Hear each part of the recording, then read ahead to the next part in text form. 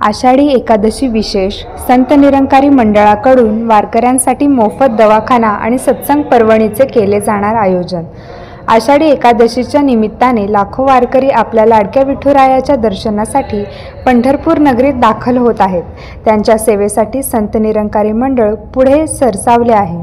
दिनांक 4 जुलै ते 6 जुलै या काळात संत निरंकारी मंडळाच्या वतीने मोफत दवाखान्याचे आयोजन केले जाणार असून वारकऱ्यांच्या आरोग्याची काळजी घेत किरकोळ आजारांपासून उपचारांची व्यवस्था येथे केली जाणार आहे।